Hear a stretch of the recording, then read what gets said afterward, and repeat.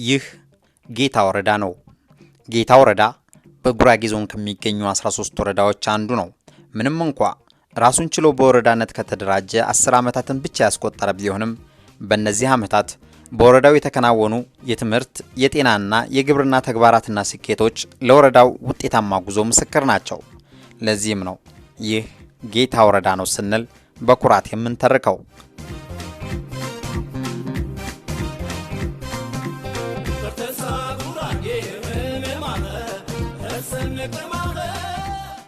እርግጥ ነው ይህ ዘርፈ ብዙ ለውጥ በአጭር ጊዜ ውስጥ ይመዝገብ እንጂ አንጸባራቂው ድል የመንግስትን ቁርጠኛ የልማት አጀንዳና የህብረተሰቡን ጥረት የጠየቀ ነበር። አባይን በጭልፋ ባይሞከርም በጉራጌ ዞን ጌታ ወረዳ ከተከናወኑ አበይት ተግባራት በጥቂቱ እንቃኝ።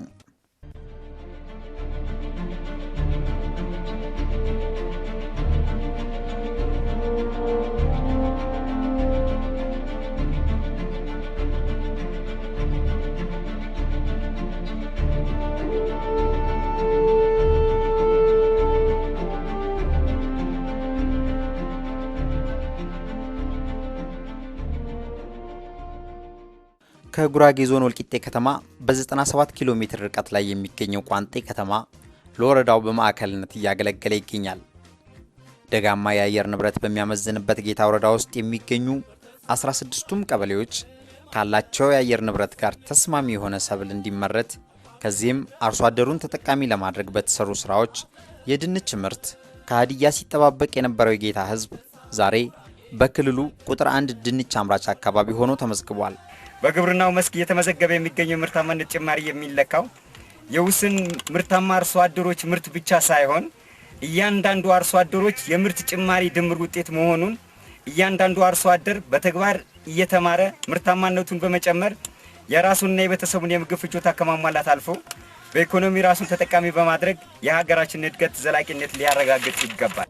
ስንዴ፣ ገብስና ባቄላም ከጊዜ ወደ ጊዜ ከፍተኛ የምርታማነት እድገት የተስተዋለባቸው የአዝርዕት አይነቶች ሲሆኑ ከዓመት እስከ ዓመት ለወረዳው ህዝብ ብሎም ለጉራጌ ህዝብ የምግብ ዋስትናን በማረጋገጥ ረገድ ተኪ የሌለው የእንሰት ሚናም ላፍታም አይዘነጋም። የሆነው ሆኖ በጌታ ወረዳ እየተመዘገበ ላለው የሰብል ምርታማነት እድገት የአመራሩ ስትራቴጂያዊ ውሳኔ፣ የባለሙያዎች ጥረትና ከምንም በላይ ደግሞ የጠንካራው ህዝብ የዕለት ከዕለት ጥረት ጉልህ ሚና አለው። በዚህም መሰረት ከጥቂት ዓመታት በፊት እዚህ ግባ የሚባል ምርት በማይመዘገብባቸው የሰብል አይነቶች ለምሳሌ ገብስ በአማካይ በአንድ ሄክታር 34.5 ኩንታል መሰብሰብ የተቻለ ሲሆን በግንባር ቀደም አርሶ አደሮች ማሳ ደግሞ 38 ኩንታል ተሰብስቧል። ድንችም ቢሆን በአማካይ የሚሰበሰበው ምርት በአንድ ሄክታር 450 ኩንታል የደረሰ ሲሆን በግንባር ቀደም አርሶ አደሮች ማሳ ደግሞ 480 ኩንታል መሰብሰብ ተችሏል።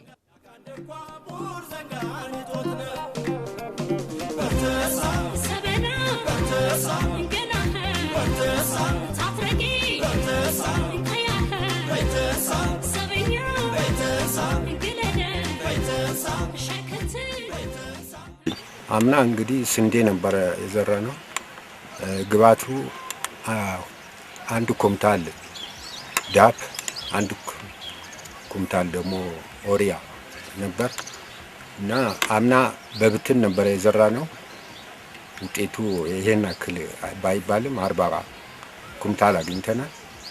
ዘንድሮ ያው ባለሙያዎች በነገሩን መሰረት በመስመር ዝሩ ብለዋሉን። ያው በመስመር መዝራት ነው እንግዲህ ውጤቱ በኋላ ነው የምናውቀው።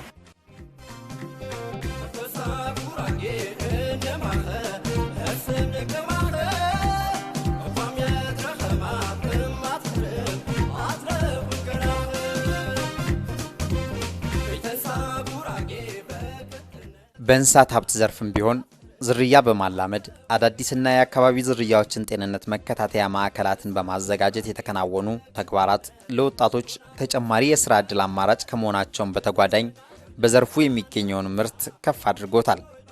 በተፈጥሮ ሀብት ጥበቃና እንክብካቤም ረገድ አገሬው በዘልማድ ከሚያከናወነው የአፈርና ውሃ ጥበቃ ስራ በተጓዳኝ ከቅርብ ዓመታት ወዲህ በተከታታይ ዓመታት እየተሰራ ያለው የተቀናጀ የተፋሰስ ልማት መልክዓ ምድራዊ አቀማመጡ ከ90 በመቶ በላይ ወጣ ገባ ለሆነው ጌታ ወረዳ ፍቱን መፍትሄ መሆን ከጀመረ ሰነባብቷል።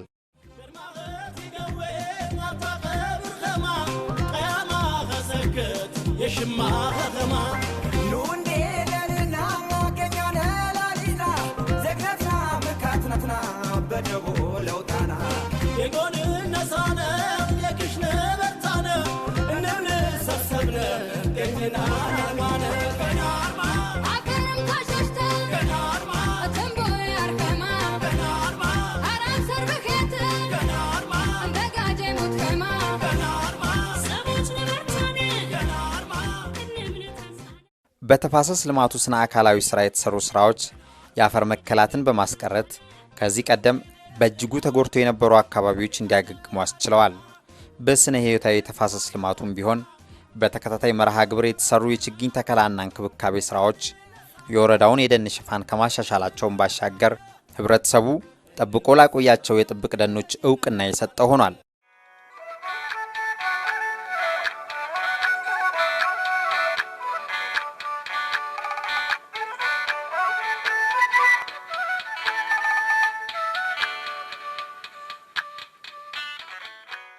በተቀናጀ የተፋሰስ ልማት እንቅስቃሴው እየተተከሉ ለአገልግሎት የበቁ የመኖ ዝርያዎችም ለእንስሳቱ ተጨማሪ የመኖ አማራጭ መሆን ችለዋል። በባለሙያ ምክር እውቀቴ ተስፋፍቶ በክህሎት ስልጠና ብቃቴ ጎልብቶ ምርት ማሳደጊያ አስፈላጊው ግብዓት በየአይነቱ መጥቶ መግዣው ገንዘብ ቢያጥረኝ ብድር ተመቻችቶ መሬቱ ቢያንሰኝ ስራ ዕድል ፈጠራ በገንዘብ በመላው እያገዘኝ ተግቶ ለመስራት ከቻልኩኝ በአገር በሰፈሬ ማግኘት ካላቃተኝ ሀብቱን ከመንደሬ ለምን አረብ ሀገር ለምን ሳውዲ ባህሬን ለምን አዲስ አበባ ናዝሬት ወይ ኦጋዴን ለምንስ ባህር ሸሽ አንግቤ ወነቴን አልፈቅድም ለስደት ልጅ ወንድም ወገኔን ይምጣ እንጂ ተሰዶ ከተማው ብሎኔ። የዛሬ 10 ዓመት ገደማ በጣም ውስን የነበሩትን የመጀመሪያ ደረጃ ትምህርት ቤቶች ቁጥር በማሻሻል የትምህርት ተደራሽነትን ለማስፋፋት በተከናወኑ ተግባራት በአሁኑ ወቅት ከአንደኛ እስከ 4ኛ ክፍል ያሉ 7 የመጀመሪያ ሳይክል ትምህርት ቤቶችንና 4 ሁለተኛ ደረጃ ትምህርት ቤቶችን ብሎም አንድ የመሰናዶ ትምህርት ቤትን ጨምሮ በድምሩ በ28 ትምህርት ቤቶች የመማር ማስተማር ሂደቱን ማከናወን ተችሏል። በዚህም መሰረት በአሁኑ ወቅት እድሜያቸው ለትምህርት የደረሱ ህፃናት በሙሉ ወደ ትምህርት ገበታ ቀርበዋል። ወረዳውን በክልል ደረጃ ስመጥር ተጠቃሽ ያደረገው የጎልማሶች ትምህርትም ቢሆን ለማህበረሰቡ እያበረከተ ያለው አስተዋጽኦ ቀላል አይደለም። በዚህ ሁሉ ጥረት ውስጥ የጌታ ወረዳ የቁርጥ ቀን ልጅ አቶ አየለ ማሞ ጊዜያቸውንና ጉልበታቸውን በማበርከት ከ2 ሚሊዮን ብር በላይ በማውጣት 10 ክፍሎች ያሉት ባለ 1 ፎቅ ህንፃ ለመሰናዶ ትምህርት ቤት በማሰራት በወቅቱ የሰጡትን ፈጣን ምላሽ የጌታ ህዝብ ላፍታም የሚዘነጋው አይደለም። በጣም ከተደሰቱበት ቀን የመጀመሪያው ዛሬ ነው። ለምን ብትሉ እኔ ብዙ ጊዜ እድሜ 18 ዓመት ከሞላ በኋላ ትምህርት ቤት በዚህ አካባቢ ስላልነበረ ቻሃ ሄጄ ተምሬያለሁ። ስለዚህ ሁል ጊዜ መንፈሳዊ ቅናት ነበረ። እነሞረ ሄዳለሁ፣ ቻሃ ሄዳለሁ። በየወረዳው ስንሄድ ሁሉ ገበሬው በዚህ መልክ ተሰባስቦ በትምህርት ቤት በልጆች ጋር ሲነጋገር እኛ በጌታ ምድር ወረዳ ተቋቁሞ ትምህርት ቤት ተስፋፍቶ የጌታ ህዝብ መቼ ይሆን ለዚህ የሚበቃው የሚል ከፍተኛ ጉጉት ነበረኝ። ነገር ግን አልተሳካልንም። ግን በወቅቱ ተሳካ። በማህበራዊ አገልግሎት አስገራሚ ምርታ ከታየባቸው ዘርፎች አንዱ ነው የማህበረሰብ ጤና አገልግሎት። በጌታ ወረዳ በአንድ የግብረ ሰናይ ድርጅት ክሊኒክ አገልግሎት ብቻ ተወስኖ የቆየው የጤና ተቋም በአሁኑ ወቅት በ3 ጤና ጣቢያዎችና በአንድ ሆስፒታል ታጅቦ የወረዳውን የጤና አገልግሎት ሽፋን ከ100% በላይ ማድረስ ተችሏል።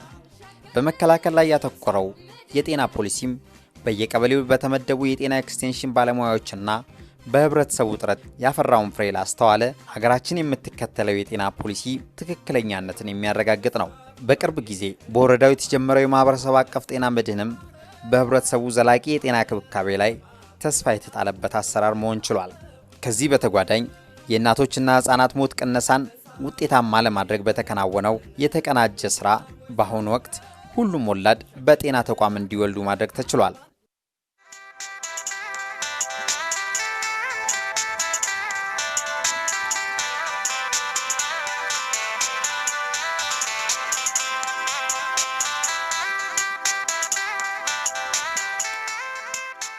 በመሰረተ ልማት ዘርፍም ቢሆን ካለፉት 10 ዓመታት ወዲህ የወረዳው 7 ቀበሌዎችን የ24 ሰዓት የመብራት ተጠቃሚ ማድረግ ተችሏል። በቴሌኮም ዘርፍም ሁሉም ቀበሌዎችን በሞባይል ኔትወርክ ተደራሽ ማድረግ ተችሏል። መንግስት ለዘረጋው አዋጪ ስትራቴጂና ለህዝባችን ጥረት ምስጋና ይግባውና በአሁኑ ጊዜ በዩራፕ የገጠር አገናኝ መንገድ 8 ቀበሌዎችን ከቀበሌዎች ብሎም ከወረዳው ማዕከል ቋንጤ ከተማ ማገናኘት ተችሏል። በንጹህ የመጠጥ ውሃ ዘርፍም ቢሆን የጌታ ወረዳን ጥም ቆራጭ የሆኑ የውሃ ፕሮጀክቶች ምንጭ በማጎልበትና መለስተኛ ጥልቅ ጉድጓድ በመቆፈር የተጀመሩ ጥረቶች ተስፋ ሰጪ ናቸው።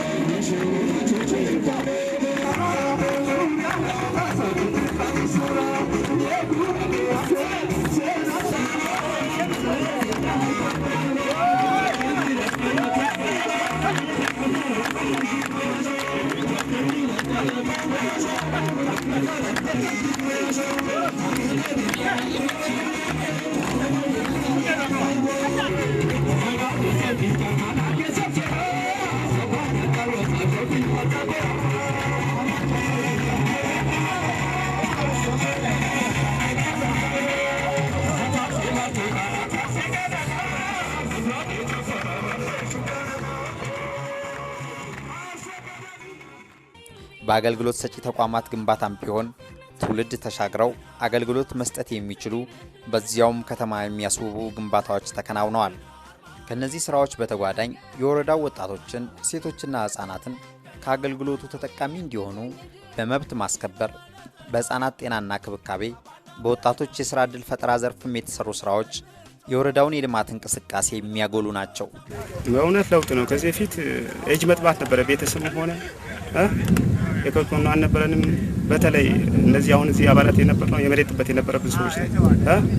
አሁን በስፋት ቀበሌ እንደ ቀበሌ ወረዳ እንደ ወረዳ ባደረገልን እገዛ የተመሰገነውን የከብታችን መኖ የቤተሰባችን መንግስት ባቀደው እቅድ 3 ጌታ አድቦ መብላት ባስቀመጠው አቅጣጫ የተመገብን ነው። በጌታ እናቶች ስም የጌታ ወጣቶችና አባ ገበሬዎች በምስጋና በደንብ አመሰግናችኋለሁኝ። ለዚህ ስላኮራችሁን ማለት ነው።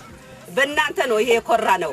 እነዚህ ላብነት የተጠቃቀሱ ዘርፈ ብዙ ስኬቶች ፍሬ እንዲያፈሩ የአንበሳውን ድርሻ የተጫወተው የጌታ ህዝብ በእጅጉ ሊመሰገን ይገባል ስንል ድህነትን የመዋጋት ትግሉ አልተቋጨምና ለተጨማሪ ጥረት እንዲዘጋጅ የጌታ ወረዳ አስተዳደር ጥሪውን ያስተላልፋል። በተለይም አገራችን ለተያያዘችው የአረንጓዴ ልማት ስትራቴጂ የጀመርነውን አመርቂና ምስጉን ተግባር ወደ ላቀ ደረጃ ለማሸጋገር እየተከናወኑ ባሉ የተቀናጀ የተፋሰስ ልማት ስራዎች ተሳትፏችንን በማሳደግ አሁንም የክልላችን ፈርጥ የዞናችን ጌጥ ሆነን እንቀጥል መልእክታችን ነው።